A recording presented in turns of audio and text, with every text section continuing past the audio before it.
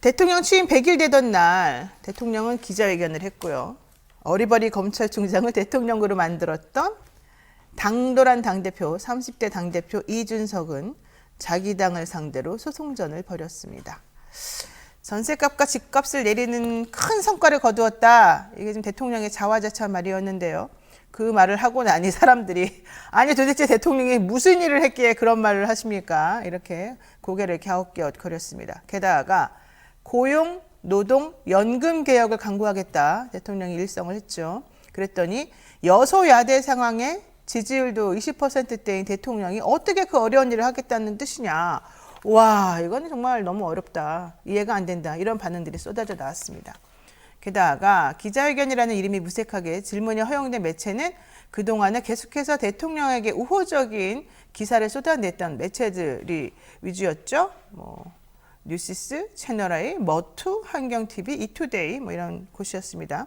비우호적인, 대통령에게 비우호적이다라고 혹은 비판적이다라는 평가를 받아왔던 한국일보, 경향신문, 오마이뉴스 그리고 KBS, MBC 이런 곳에서는 사실은 좀 배제되었다 이런 후문도 있습니다.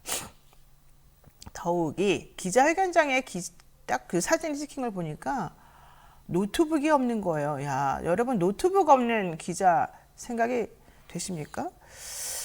노트북 반입을 금지했다라는 얘기가 있어요. 소통을 최대치로 늘리겠다면서 아까운 청와대를 박차고 나온 대통령이 오히려 소통을 점점 줄이면서 불통의 끝판왕이 되어가는 거 아닌가 씁쓸한 마음이 들죠. 게다가 대통령은 기자들의 날카로운 질문에 날카로운 질문이 사실 거의 없었습니다만 어쨌든 뜨끔한 질문 하나 있었죠. 이준석 대표 어떻게 보십니까? 관련된 질문에 대해서 아까 조문경 기자가 말한 것처럼 국정을 운영하느라 민생을 살피느라 그런 거 신경 쓸 겨를이 없었다 이런 말까지 했습니다. 상당히 모욕적이죠. 한편 30대 청년 정치인으로 화려하게 등극했던 이 싸가지의 대명사, 이제 나중에 싸가지가 대명사가 됐습니다. 싸가지의 대명사 이준석 대표는요. 외롭고 좀 보기 안 좋은 모습으로 대통령과 자기가 몸담았던 우물에 침을 뱉는 그런 상황이 벌어졌습니다. 근데 여기서 좀 생각해 봐야 될 게 있어요. 바로 이준석 대표의 용두사미 정치 인생, 아직 끝난 거 아니니까 앞으로 어떻게 될지 모릅니다만은 이 뒤끝 정렬, 유치찬란 대응 방식 이런 것들이 조금 계속 문제가 되고 있습니다. 헌정사상 최초로 영선의 30대 단기수에 오르면서 신드롬을 불러일으켰던 이 전 대표가 자기 정치에 늪에 빠져서 이준석 리스크를 기정사실화했다. 여기까지는 대체로 평가들이 좀 일치하는 것 같죠. 하지만 이준석 대표랑은 앞으로는 목욕탕에서 빨가벗고 만나지 않는 이상은 대화를 하기 싫다. 이런 말을 하는 정치인들이 많이 늘어났다는 게 가장 큰 문제인 것 같습니다. 왜냐하면 나 누구랑 언제 어디서 만나서 무슨 얘기했어요. 이런 말을 너무 많이 한다는 거죠. 게다가 상대방하고 통화한 내용에 대해서 나 자동 녹음돼요?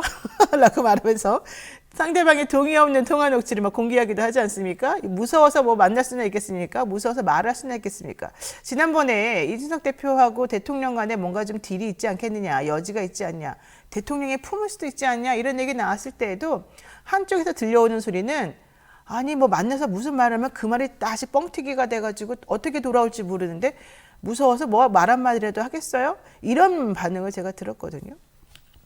결과적으로 이런 식의 대응은 정치인으로서 하는 것은 매우 좋지 않은 그런 것인 것 같고요. 제가 사실 하고 싶은 말이 너무 많지만 좀 순화해서 말하다 보니까 말을 버벅거리게 되네요.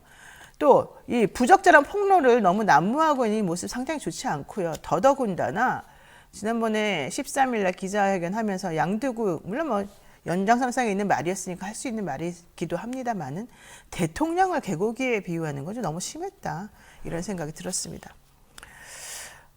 그리고 또 어제 가처분 신문이 있었습니다만은 소송 결과가 사실 인용으로 나오든 기각으로 나오든 결과적으로는 국민의힘을 더 혼란스럽게 만든 책임은 이준석에게 있다.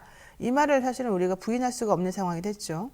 이 대표는 게다가 정치의 문제를 법의 영역으로 던져버림으로써 스스로 무덤 속으로 들어갔다는 이런 평가도 받고 있는 상황입니다.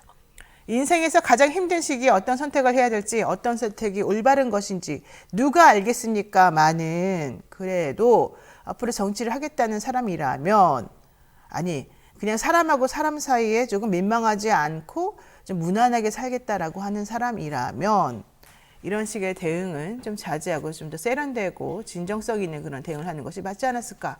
왜 대통령하고 반사놀이를 합니까? 그런 거는 본인이 처한 상황이나 본인의 그런 지위, 위치 이런 무게감을 생각해 보더라도 좀 적절하지 않았던 것으로 판단이 됩니다. 하지만 그럼에도 불구하고 그렇게 할 수밖에 없었던 또 우리들이 알고 있는 여러 가지 사정이 있기에 제가 더 이상 심한 말은 하지 않겠습니다. 여러분 어떻게 생각하는지 나중에 저한테 살짝 알려주세요. 이상 영희 생각이었습니다.